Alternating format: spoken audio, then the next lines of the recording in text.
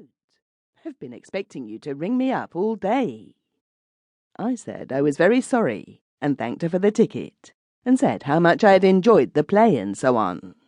By this time people were beginning to push past us, so we had to move out too. On the way out she said, "Oh, you will come and see George, won't you?" I said, "Rather. Who's George? And when do you want me to come?" She said, "George is my brother, of course, and I want you to come now." By this time we were fighting our way through the scrum in the doorway. I said, "What? Now as ever is?" She said, "Yes, come along. My car is waiting just round the corner." And she sort of hurried me up that little bit of the Charing Cross Road and round into Cranbourne Street. And there, sure enough, a very nice car was waiting. The man was evidently on the lookout, and the moment he spotted us, he had the door open, and she got in and made room for me. Well, of course, I admit that it had been rather quick work, and it might easily be very unwise to go any further. But one can't always be weighing the pros and cons, especially when the pros are pretty. And there was the man standing with the rug waiting to tuck it round us, and wondering why I did not get in. Oh, well, of course, it was quite impossible not to. So I got in and away we went. Mind you, I did think that once in the car I should be able to put a few leading questions. But not a bit of it. It was one of those totally enclosed cars, where the man sits in with you and can hear every word you say.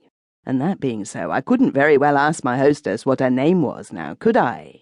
I mean, it would have sounded too utterly hopeless for anything. So we just talked of this and that, and said the usual interesting and amusing things that people do when they've known each other for about 5 minutes, and there it was. Presently the car turned into Jermyn Street and stopped at a house about 3 doors down on the left-hand side, and it is no use your going round tomorrow to gaze up at the windows because it has been pulled down.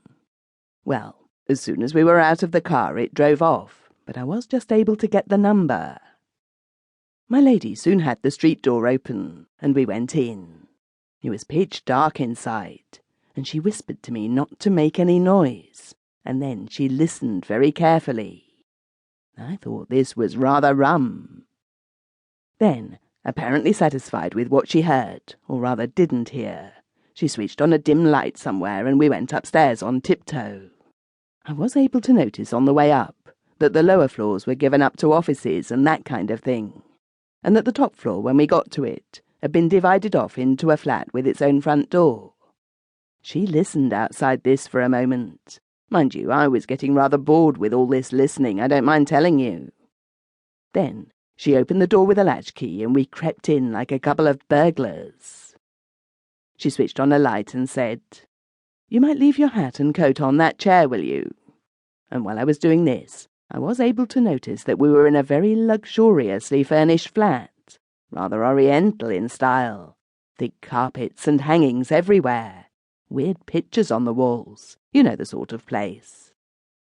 I also noticed that there were 2 doors opposite the front door, both shut, and that the hall, or rather corridor of the flat, led off down to the left and then turned sharply to the right.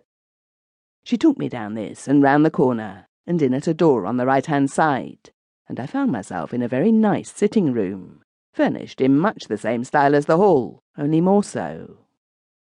In the wall opposite the door were 2 windows, with thick curtains drawn.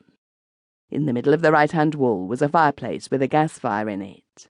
To the right of the fireplace was a cupboard, bookcase thing going nearly up to the ceiling, and to the left of the fireplace another door. This was shut. Of course, I quite expected we should find Brother George here, but he wasn't. In fact, there was no one at all.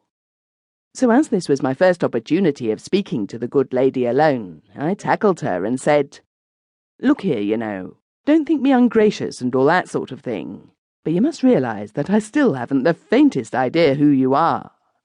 And she said, "Oh, but I explained all that in my letter."